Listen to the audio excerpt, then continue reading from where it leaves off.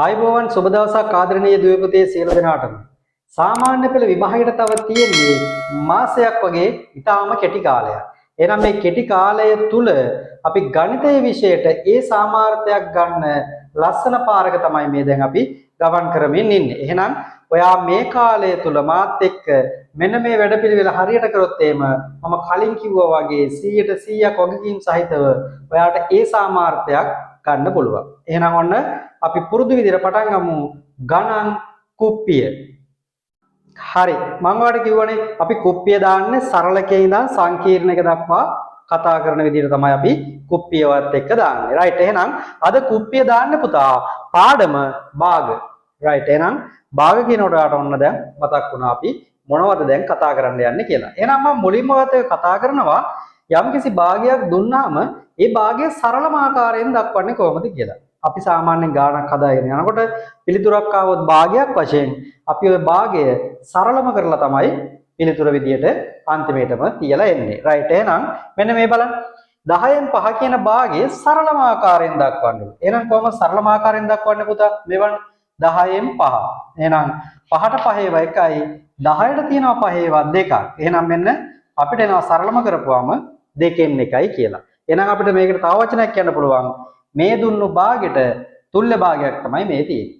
පැහැදිලි නේ? ඒක හොඳටම රයිට්. එහෙනම් ඊළඟට තියෙනවා 24න් 6. සරලම කරන්න පුතා. මේ බලන්න. 6ට 6 ඒවා 1යි. 24ට 6 ඒවා කීයක් තියෙනවද? අන්න හරි. 4යි. එහෙනම් අපිට මෙයා සරල කරන්න පුළුවන් 4න් 1යි කියලා. එහෙනම් 48න් 16. රයිට්. ඔයා කරා. 16 ඒවා 16 ඒවට 1යි. 48ට තියෙනවා 16 ඒවා කීයද? 3ක්. එහෙනම් ඔන්න අපිට ඒක පිළිතුර ආවා 3න් 1යි කියලා. මේ විදිහට පුළුවන් අපිට භාග සරලම ආකාරයෙන් දක්වන්න. ඔන්න ඒක මම ඔයාලට ඔළුවට දැම්මා. ඊට පස්සේ ඔයාලට කියනවා භාගයක පරස්පරය ලියන්න කියලා. පුතා පරස්පරය කියලා කියන්නේ උඩයි යටයි මාරු කරලා ලියන එකට. එහෙනම් මේ බලන්න. 5න් 3 පරස්පරය. මෙයාගේ පරස්පරය වෙන්නේ අපි 3 යටට අරගෙන මේ යට ඉන්න 5 උඩට දාන්න. එහෙනම් 5න් 3 පරස්පරය 3න් 5යි. 7 7 පරස්පරය right. එහෙනම් මේක දැන් ඔයාලට ලවයකුයි හරයකුයි හොයාගන්න බෑනේ. අපි දන්නවා පූර්ණ සංඛ්‍යාවක අනිවාර්යයෙන් යට කවුද ඉන්නේ? 1 ඉන්නවා. අන්න දැන් අපිට මේකේ පරස්පරය ලියන්න පුළුවන්. දැන් තියෙන්නේ 1න් 7නේ. එහෙනම් පරස්පරය කියලා කියන්නේ මොකද්ද? අන්න හරි 7න් 1යි. right. මෙතන බලන්න පුතා. මේ මොන භාගයක්ද තියෙන්නේ? මේවට අපි කියනවා මොනවද? මිශ්‍ර භාග. අපි මිශ්‍ර භාග කියන්නේ අපි කියන්නේ මේවට මිශ්‍ර සංඛ්‍යා කියලා. එහෙනම් මෙන්න මේ මිශ්‍ර සංඛ්‍යාව කොහොමද අපි පරස්පරයක් විදිහට ලියන්නේ? මේක මුලින්ම අපි යම් කිසි දෙයක් කරගන්න ඕනේ. මේ මිශ්‍ර සංඛ්‍යාව පුතා අපි මොකද්ද කරන්න ඕනේ? විෂම භාගයක් කරගන්න ඕනේ. කොහොමද ඒක කරන විදිහත් මම කියන්නම්. මෙන්න මෙහෙමයි කරන්නේ. මේ තියෙන හරය පුතා එහෙමම දාන්න. මේ තිබ්බු හරය එහෙමම දාන්න. ඊට පස්සේ මේ පූර්ණ සංඛ්‍යාව හරයෙන් ගුණ කරන්න. දෙවරක් 7 14යි. මේ 14ට මේ උඩ ඉන්න එක්කෙනා එකතු කරන්න. කියන්නේ 3 එකතු කරන්න. එතකොට දෙවරක් 7 14යි. 14ට 3ක් එකතු වුණාම කීයද? 14ට 3ක් එකතු වුණාම අපිට එනවා කීයද? 17යි කියලා. එහෙනම් මෙන්න මේ මිශ්‍ර සංඛ්‍යාව අපි 7න් 17 කියලා හදාගත්තා. දැන් පුළුවන් මෙයා දිහා බලලා අපිට මේකේ පරස්පරය ලියන්න. කොහමද එන්නේ? 17න් 7යි. ඔන්න ඔය ආකාරයට පුතා මෙන්න මේ විදිහට සරල ආකාරයෙන් මේවා කරගන්න පුළුවන්. රයිට්. එහෙනම් ඔන්න මම ඔයාලට කුප්පියෙන් මේ ටික මතක් කරගෙන යනවා. ඊට පස්සේ අපිට භාගවල වෙන විශේෂ කාරණාවක් තමයි මේ අල්නයන්ෙන් කියවෙන කතන්දරය නේද? අපි අර පොඩි දවස්වල කතා කරනවානේ භාග සුළු කරනකොට අල්නයන් ගැන. රයිට්. මේ බලන්නකො. ඔයාලට ගාණක් දෙනවා මෙහෙම. රුපියල් 6000න් 3න් 1ක් යනු කීයක්ද කියලා අහනවා. 6000ක් තියෙනවා. ඒකෙන් 3න් 1ක් කියන්නේ කොච්චරද කියලා අහන්නේ. ඒ කියන්නේ පුතේ ඔය 6000 සමාන කොටස් 3කට කඩපුවම මේ එක කොටසක් කීයද කියලා නේ ඔය අහන්නේ. ඕක එහෙනම් අපිට සරලව හදන්න පුළුවන් නේ මෙහෙම. කොහමද? 6000න් ඔන්න අල්නයන් 6000න් 3න් 1ක්. අපිට ඔහොම ලියන්න පුළුවන්. අපි මේක ලියනවා 6000න් අල්නයන් වලට ගුණ කිරීම දාලා 3න් 1 කියලා ලියා ගන්නවා. දැන් අපිට මේක සුළු කරන්න පුළුවන් පුතේ. කොහමද? 3ට 3 ඒවා 1යි. මේ 6000ටම කීයක් තියෙනවද 3 ඒවා? 2000ක් තියෙනවා. ඒක සරලව කපන්න පුළුවන්. මේව 3 3 ඒවා 1යි. 6ට 3 ඒවා 2යි. ඊටු බිඳු 3 උඩින් දැම්මා. දැන් අපිට මේ 2000 එකෙන් ගුණ කරපුවම අපිට එනවා කීයක්ද පුතා? 2000යි කියලා එනවා උත්තරේ. එහෙනම් 6000න් 3න් 1ක් කියලා කියන්නේ රුපියල් කීයක්ද? 2000ක් කියලා ඔයාට අවබෝධය ආවා. right. තවත් මෙහෙම ගාණක් අහන්නත් පුළුවන්. කොහමද? අරුණගේ වැටුපෙන් පහෙන් එකක් යන රුපියල් 10000ක් නම් අරුණගේ මුළු වැටුප කීයද කියලා අහනවා. ගාන පැහැදිලිද? අරුණගේ වැටුපෙන් පහෙන් එක. වැටුප පහට කැඩුවට පස්සේ ඒකෙන් එක් කොටසක වටිනාකම පුතා රුපියල් 10000යි. නම් අරුණගේ මුළු වැටුප කොච්චරද කියලා අහනවා. අපි ඕක නිකන් මෙහෙම හැදුවොත් පුතේ මෙහෙම පුළුවන් නේද හදන්න? 1 2 3 4යි මේ තියෙන්නේ අරුණගේ වැටුප. හරිද? කොහොමද ඒක අපි පහක් ගත්තේ? මෙතන මේ හරය පහක් තියෙන හින්දා. හරිද? එහෙනම් මෙන්න මේ එකක්. මේ දැන් අපි ඔන්න සමාන කොටස් පහක් තිබ්බා. ඒ පහ ගත්තේ හරය පහ නිසා. සමාන කොටස් පහක් තියෙනවා. ඒකෙන් එකක්නේ කියන්නේ. ඒ එකක් මම අඳුරු කරා. මේ එකක් කියලා කියන්නේ කීයක්ලුද? 10000යි. ඔය එකක් කියලා කියන්නේ 10000යි. එහෙනම් මුළු වැටුප කියලා කියන්නේ පුතා මෙන්න මේ සම්පූර්ණම කොටස් පහමනේ. එහෙනම් ඒක දැන් ඔයාලට බලපු ගමන් පේනවනේ. මේ එකක් 10000යි නම් 20000යි 30000යි 40000යි 50000යි. ඕකනේ කතන්දරේ. එහෙනම් ඕක අපි දැන් හදනවා. කොහොමද හදන්නේ මේ? පහෙන් එකක් කියලා කියන්නේ 10000යිනේ. එහෙනම් අපි මුළු වැටුප හොයන්න මොකද කරන්නේ? 10000 ගුණ කරනවා කීයෙන්ද? පහෙන් ගුණ කරනවා. ඒ පහෙන් ගුණ කරේ පහෙන් එකක් 10000. පහෙන් එකක් 10000. එහෙනම් අපි 10000 වගේ කී ගුණයක් තියෙන්න ඕනද? 5 ගුණයක් තියෙන්න ඕන. එහෙනම් අපිට එනවා කෙලින්ම උත්තරේ කීයයි කියලාද? රුපියල් 50000යි කියලා එනවා. එන්න එහෙනම් අරුණගේ මුළු වැටුප රුපියල් 50000යි. පැහැදිලිද? right. එහෙනම් මෙන්න මේ ආකාරයේ සරල ඒවා ටිකක් අපිට පුළුවන් වේගෙන යන්න ඕන. ඊට පස්සේ අපිට සංකීර්ණ භාග ගණන් ලේසියෙන් කොට දාන්න පුළුවන්. මේ ටික පැහැදිලිනේ? right. එහෙනම් අපි ටිකක් මීට වඩා ලොකු භාග ගණනකට යන්න. හරි. ඔන්න අපි කතා කරනවා පුතා කුප්පියේ ඊළඟ භාග ගණන කතා කරන්න හදන. එතකොට ඔයාගේ ඔය පේපර් එකේ භාග ගණන මෙන්න මේ වගේ කොටස් වලට අහු වෙන්න පුළුවන්. එහෙනම් මේවා අපි පටස් ගාලා හදන විදිය දැන් මෙතනින් දාගමු. ඔන්න මම ගානක් දාලා තියෙනවා. කියවන්න. කේක් ගෙඩියකින් 9න් එකක් කෑමෙන් පසු ඉතිරි ප්‍රමාණය භාගයක් ලෙස දක්වන්න. හොඳටම පැහැදිලිනේ. කේක් ගෙඩියක් තියෙනවා. ඒකෙන් 9න් දෙකක් කනවලු. ඉතිරි ප්‍රමාණය භාගයක් ලෙස අහන්න. සරලව ගත්තොත් පුතා කේක් ගෙඩිය සමාන කොටස් 9කට කපනවා. සමාන කොටස් 9කට කපනවා. කපලා දෙකක් කනවා. කීයද ඉතුරු? අන්න ඕකනේ උත්තරේ පුතේ. එහෙනම් අපි මේක ගන්න මෙහෙම හුරු වෙන්න ඕනේ. මෙන්න මෙතන මේ 9යි කියලා තියෙන නිසා අපි ගන්නවා කේක් ගෙඩිය කපන්නේ කොටස් 9කට සම්පූර්ණම කේක් ගෙඩිය කොටස් 9කට කපලා තියෙනකොට 9න් 9ම කෑලි තියෙනවා. එහෙනම් මේ තියෙන්නේ සම්පූර්ණ කේක් ගෙඩිය. ඕකෙන් කන ප්‍රමාණය 9න් 2යිනේ. එහෙනම් අපි ඕක මේකෙන් අඩු කරනවා පුතේ. සම්පූර්ණ මේකෙන් කාපු ප්‍රමාණය අඩු කරනවා. එහෙනම් අපිට 9න් 2ක් අඩු කරන්න පුළුවන් ලස්සනට. හරි 9මයි මෙතන 9න් 2ක් ගියපම කීයද? 7යි. එහෙනම් ඉතිරි ප්‍රමාණයේ භාගයක් විතර අපිට අයිලා තියෙනවා 9න් 7යි කියලා. ඔන්න ඕකයි කතන්දරේ. තව එකක් තියෙනවා. මේ බලන්න. හොයන්න පුළුවන් නේද? මුතු ඇට වගේ තියෙනව නේද? right. මුතු ඇට වල නිකන් අකුණු ගහලා වගේ නේ. හරි.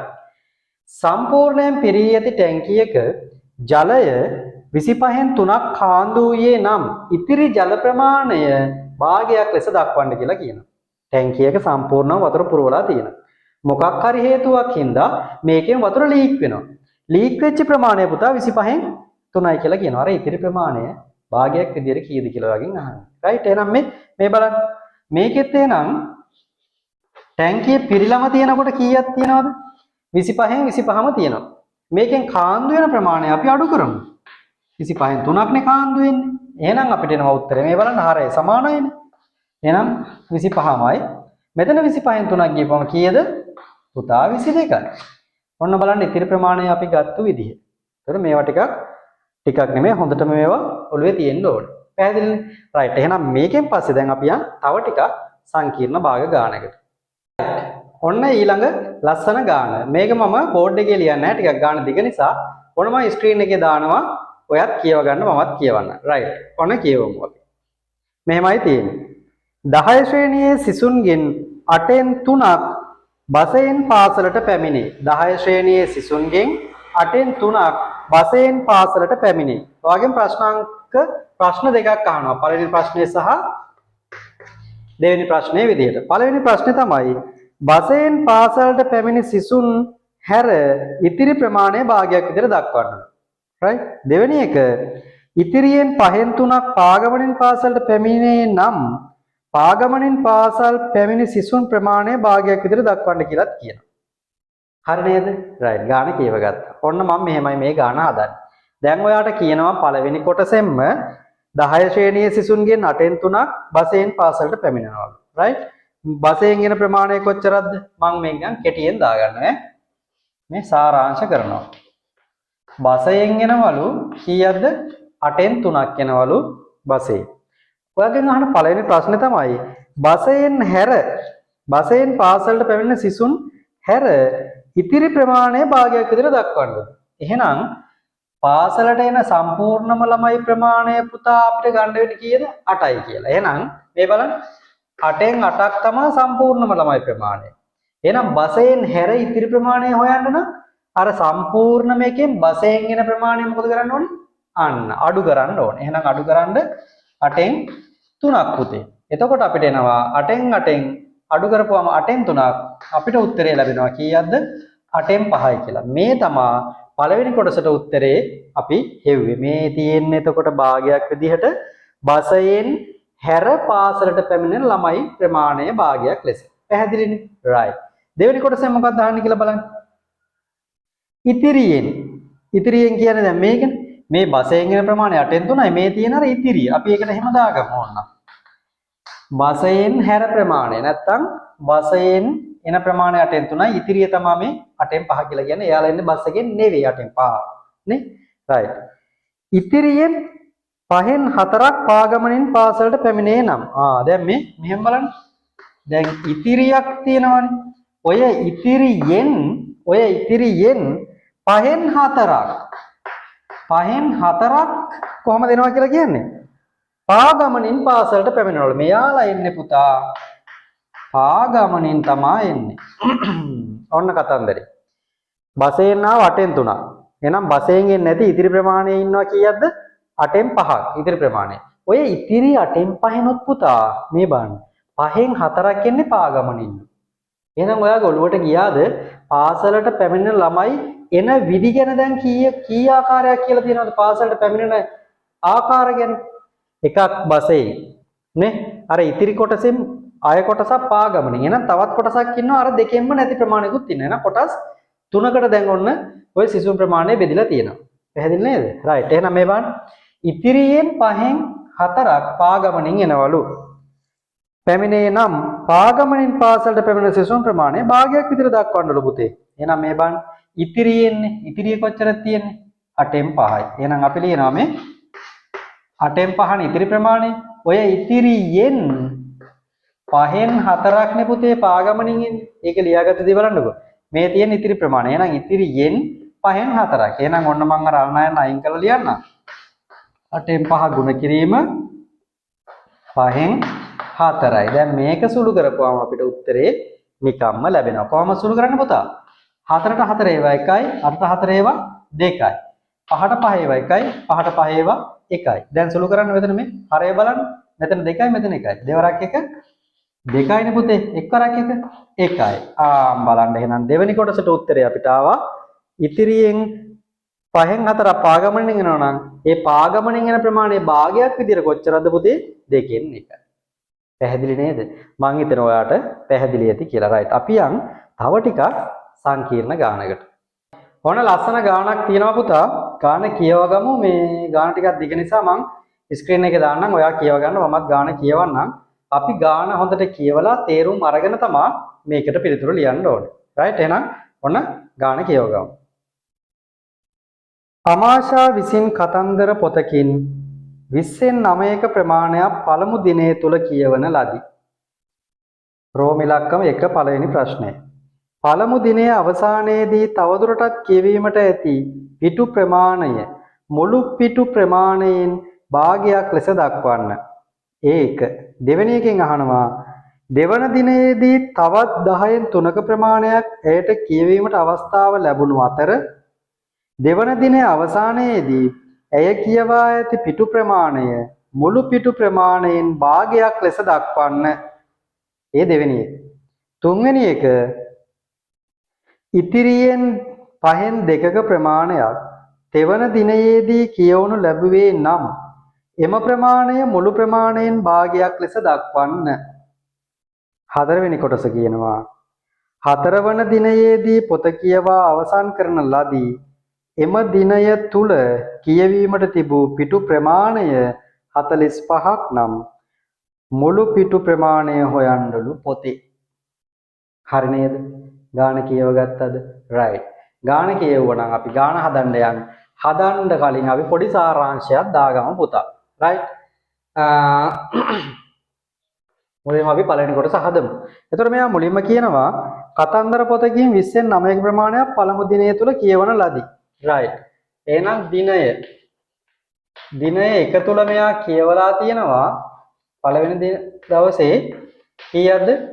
20න් 9ක් කියවලා තියෙනවා. හරිද? පළමු දවසේ එහෙමනේ කියන්නේ 20න් 9ක් කියවලා තියෙනවා. right.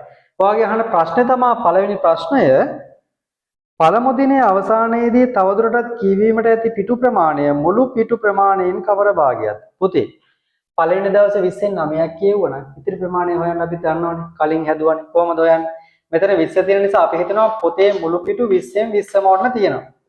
පළවෙනි දවසේ පුතා 20න් 9ක් කියවුවා නම් අපිට ඉතුරු වෙනවා කීයද? 20න් 11ක් ඉතුරු වෙනවා. පැහැදිලි ඔයාලට? right good. අපි යනවා දෙවෙනි එකට. ඉක්මනට කියවගමු. මගේ අර උගුර පොඩි ප්‍රශ්නයක් තියෙනවා දෙවන දිනයේදීත් තවත් 10න් 3ක ප්‍රමාණයක් ඇයට කියවීමට අවස්ථාව ලැබුණු අතර දෙවැනි දිනයේ අවසානයේදී ඇය කියවා ඇති පිටු ප්‍රමාණය මුළු පිටු ප්‍රමාණයෙන් භාගයක් විදිහට දක්වන්නලු. පුතා එයා දෙවෙනි දවසේ 10න් 3ක ප්‍රමාණයක් කියවලා තියෙනවා. එහෙනම් දැන් මේ බලන්නකෝ. මේ භාගය කියන එක මම මකලා දාන්නම් ඈ. ඉතින් ටිකක් අපහැදිලි වගේ තියෙනවා. ඔන්න පළවෙනි දවසේ කියපු ගමන් මේ ආයෙ කියනවා එයා දෙවෙනි දවසෙත් කියවනවලු. දෙවෙනි දවසේ කොච්චරද කියවනවා කියලා කියන්නේ පුතේ. 10න් 3ක ප්‍රමාණයක්. ඒක කියනවානේ. පළවෙනි දවසේ කියවුවනේ 20න් 9ක ප්‍රමාණය. ඊට පස්සේ අපින් අහුවනේ දෙවෙනි දවසේ ඉතුරු වෙන ප්‍රමාණය කොච්චරද කියලා. පළවෙනි කොටසේ අපි ඒක හැදුවානේ. දෙවෙනි ප්‍රශ්නේදී අය කියනවා දෙවන දිනයේදී තවත් 10න් 3ක ප්‍රමාණයක් ඇයට කියවීමට අවස්ථාව ලැබුණු අතර දෙවන දිනය අවසානයේ ඇය කියවා ඇති පිටු ප්‍රමාණය මුළු පිටු ප්‍රමාණයෙන් කොච්චරද කියලා. දැන් ඉතිරියක් අහන්නේ.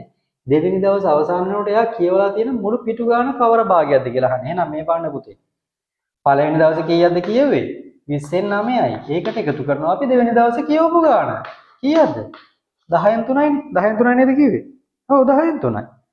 එහෙනම් මේ තියෙන පළවෙනි දවසේ කියවපු එක භාගයක් විදිහට මේ තියෙන දෙවෙනි දවසේ කියවපු එක භාගයක් විදිහට. අනේ ඉතින් 20න් 9ට 10න් 3ක් එකතු කරන්න ඕනේ. පොදු හරය කීයද පුතා?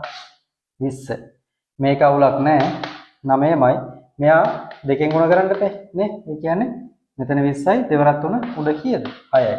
පුතා එහෙනම් උත්තරේ කීයද? 20න් 9යි 6යි කීයද?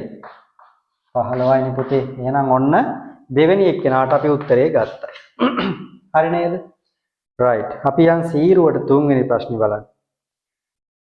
ඉතිරියෙන් 5න් 2ක ප්‍රමාණයක් තෙවන දිනයේදී කියවනු ලැබුවේ නම් ඔන්න දවස් 3කටත් ඇවිල්ලා.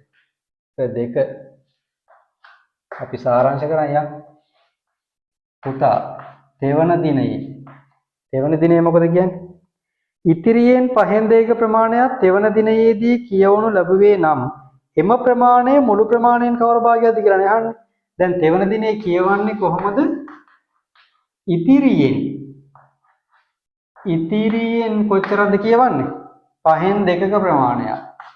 ඉතිරියෙන් 5න් 2ක ප්‍රමාණයක් කියවනු ලැබුවේ නම් එම ප්‍රමාණය මුළු ප්‍රමාණයෙන් කවර භාගයක්ද කියලා අහන්නේ පුතේ. මේ බලන්නකෝ. දෙවෙනි එකෙන් ඇහුවේ පළවෙනි දවසේ දෙවෙනි දවසේ කියවපු ප්‍රමාණය ඔක්කොම කොච්චරද කියලානේ. ඔක්කොම කොච්චරද? 20න් 15යිනේ. එහෙනම් පුතේ තෙවෙනි දිනේට ඉතුරු වෙන්නේ කොච්චරද? 1යි 2යි 20න් 15ක් කියවුවනම් තුන්වෙනි දවසේ ඉතුරු වෙන්නේ පුතේ මේකෙන් ඉතුරු ප්‍රමාණය කොච්චරද?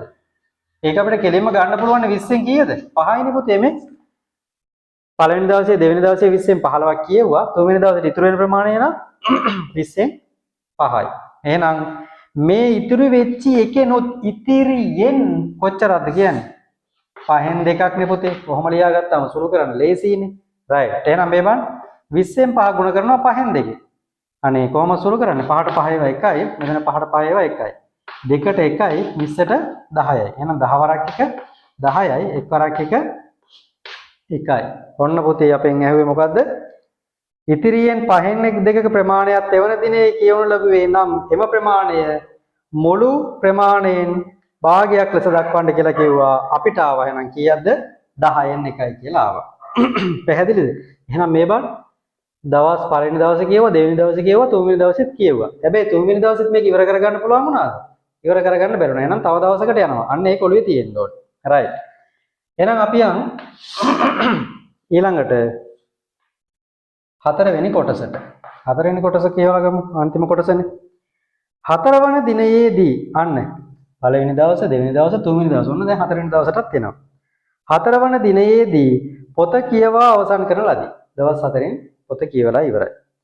එම දිනය තුල කියවීමට තිබූ පිටු ප්‍රමාණය 45ක් නම් මුළු පිටු ප්‍රමාණය සොයන්න කියලා කියනවා. අන්න ලස්සනයිනේ. හතරවන දිනයේදී පොත කියවා අවසන් කරන ලදී. එම දිනය තුල කියවීමට තිබූ පිටු ගණන නැත්නම් පිටු ප්‍රමාණයක් දෙන්නේ භාගයක් විදිහට නෙමෙයි. හතරවෙනි දවසේ කියවන්න තිබ්බු පිටු ප්‍රමාණය දෙනවා කීයක් කියලාද? 45යි. ඒක මම මෙහෙම දාගන්නද? මෙතනින් දැන් මොත් වෙන්නේ දන්නේ. රයිට් මම මෙහෙම දාන්න. හතරවන දිනට පිටු තිබ්බ කෙලින්ම කීයක්ද? පිටු 45ක්ම තිබ්බ. හතරවෙනි දවසට පිටු 45ක්ම තිබ්බ. හතරවෙනි දවසට කියවීමට තිබූ පිටු ප්‍රමාණය 45ක් නම් මුළු පිටු ගාන හොයන්න කියලා කියන්නේ. හරි ලස්සනයිනේ පුතේ මේ බලන්නකෝ. මේ පළමු දිනය තියෙනවා. දෙවන දිනය තියෙනවා. ආය තුන්වන දිනයක් තියෙනවා. අපි මෙන්න මේ පළමු දෙවන තුන්වන කියන දවස්වල කියවපු ප්‍රමාණයන් භාග විදිහට වෙන වෙනම දානවා. එහෙනම් ඔය දවස් තුනේම කියවපු ප්‍රමාණය අපි එකතු කරමු. පළවෙනි දවසේ කොච්චරද කියුවේ? දෙවෙනි දවසේ කොච්චරද කිව්වේ? තුන්වෙනි දවසේ කොච්චරද කිව්වේ? මේ බලන්න. පළවෙනි දවසේ දෙවෙනි දවසේ එකතුවම අපිට තියෙනවා කීයක්ද? මේ දෙන්නගේ එකතුවම අපි දැනටමත් අරන් තියෙනවා 20න් 15යි කියලා. තුන්වෙනි දවසේ කියවපු එක නේද මේ තියෙන්නේ 10න් 1 කියලා.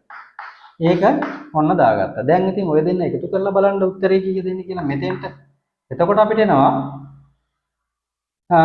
පොදු හරය 20යි මෙතන 15යි මෙයා දෙකෙන් ගුණ කරා මෙයා දෙකෙන් ගුණ කරා කියලා කියන්නේ පුතා එකතු කිරීම 2යිනේ. එතකොට අපිට එනවා කීයක්ද පුතා? දවස් 3ට කියවපු ප්‍රමාණය භාගයක් විදිහට 20න් 17යි. ඔක්කොම දවස් 4ක් කියවුවානේ. එහෙනම් දවස් 3ක් කියවලා තියෙන්නේ 20න් 17යි. හතරවෙනි දවසේ ඉතුරු ප්‍රමාණය අන්න හරි. එහෙම ගන්න පුළුවන්. මේ ඉතිරිය හතරවන දිනට. හතරවන දිනට ඉතිරිය කොහොමද ගන්නෙ? 20න් අඩු කරා 20න් 17ක්. හතරවෙනි දවසට ආවේ පුතේ 20න් 3යි. හතරවෙනි දවසේ කියවපු පිටු ප්‍රමාණය 45ක් කියලා දුන්නාට ඒ හතරවෙනි දවසට කියවපු පිටු ප්‍රමාණය මුළු එකේ භාගයක් විදිහට නම් කීයද? මේ තියෙන්නේ 20න් 3යි. එහෙනම් ඔයාට හිතෙනව නේද අර පිටු 45 සමාන වෙනවා මෙන්න මේ 20න් 3ට කියලා? අන්න හරි පුතා. එහෙනම් මේ බලන්නකො. මෙන්න මේ 20න් 3යි කියලා කියන්නේ ඕක සමාන වෙනවා පිටු නම් කීයකටද? පිටු නම් 45කට. 20න් 3යි කියලා කියන්නේ පිටු නම් 45යි. මේ 20න් 3 භාගයක් විදිහට. ඒක පිටු වලට නැත්නම් ප්‍රමාණයකට හරවපුවාම පිටු නම් 45යි. තේරුණාද? අපෙන් අහන්නේ මුළු පිටු ප්‍රමාණයනේ. එහෙනම් අපි කරගන්නවා මෙහෙම මේ 20න් 3ක් 45යි නම් අපිට බෑද පුතා 20න් එකක් හොයාගන්න. පුළුවන්නේ. 20න් 3ක් තමයි 45. එහෙනම් 20න් එකක් කියලා කියන්නේ 45 3ෙන් බෙදන්න ඕනේ. අන්න එතකොට 20න් එකක් අපිට කීයයි කියලා එනවද? 15යි කියලා එනවා ලස්සනට. right. එහෙනම් 20න් එකක් 15යි නම් මුළු පිටු ප්‍රමාණය කියන්නේ 20න් 20යි. 20න් 20යි. එහෙනම් 20න් එකක් 15යි නම් අපි 20න් 20 හොයන්නේ ඒ කියන්නේ මුළු පිටු ගණන හොයන්නේ කොහොමද? මේ අපිට ඕන නම් මිනිහා වරන් අතර දාගන්න පුළුවන්. මුළු පිටු ගණන කියන්නේ පුතා 20න් 20 කියන එකනේ. right. එහෙනම් ඒක හොයන්නේ කොහොමද? 20න් එකක් 15යිනේ. එහෙනම් 20ම හොයන්න අපි 15 ගුණ කරනවා කියන්නේ 20න් ගුණ කරනවා. right. ගුණ කරන්න ලස්සන පුතේ. right. දාගමු. මම මෙතනින් දාන්නම් උත්තරේ. මුලින්ම බිඳුව දාගත්තා. ඊට පස්සේ 15 20න් ගුණ කරලා දෙන්නේ. ඒක වට ලේසියෙන් පුළුවන්. ඒකයි මම මේ බිඳුව දාගත්තා. දෙක ගුණ කරනවා 15න්. කීයද? 30යි. අන්න බලන්නකෝ ලස්සනට ආවා මුළු පිටු ගණන මේ පොතේ තිබ්බු කීයයිද? 300යි කියලා ආවා. පැහැදිලිද? මෙන්න මේ විදිහට ඔයා ලස්සනට මේක සාරාංශ කරලා ඔය කොටස් හතර හදාගන්න පුළුවන්. මම හිතනවා ඔයාට මේ ගාන තේරෙන්න ඇති. මේ වාගේ ගානක් ලස්සනට හැදුවා කියලා කියන්නේ පේපර් එකේ ඔයාට එන භාග ගන්න පුතා ඊසි කොට දාන්න පුළුවන්. පැහැදිලිද? මම ටිකක් ඉක්මනට කරා වගේ හිතනවා නම් වීඩියෝ එක නැවත බලන්න. මේ භාග ගණන් හරි ලේසි. ලකුණු 10 ගන්නවා කියන එක හරිම ලේසි. පැහැදිලි නේද? right. එහෙනම් ඔයා මේක නැවත හදන්න. තව භාග ගණන් ටිකක් හදන්න. අපි ඉස්සරහට තව කතා කරමු. එහෙනම් අපි අදට වීඩියෝ එක නවත්තනවා පුතේ. ඊළඟ කුප්පිය දාන්නේ මොන පාඩමෙන්ද කියලා බලන්න. මෙතෙක් කරපු ඔක්කොම ටික ඔයා සුපිරියටම වෙනම පොතක් අරගෙන වැඩේ පිළිවෙලට කරගෙන යන්න ඕනේ. එහෙම ගියොත් මම අර කියපු විදිහට 100%ක් වගකීම් සහිතව ඔයාට ගණන් වලට ඒකක් දාගන්න පුළුවන්. එහෙනම් අපි අදට කුප්පිය මෙතනින් නිමා කරනවා, සමාප්ත කරනවා, ඉවර කරනවා. අය වෙන දවසක කුප්පියක් දාද්දී හම්බ වෙමු අලුත් පාඩමකින්. එහෙනම් සියලු දෙනාටම සුබ දවසක්.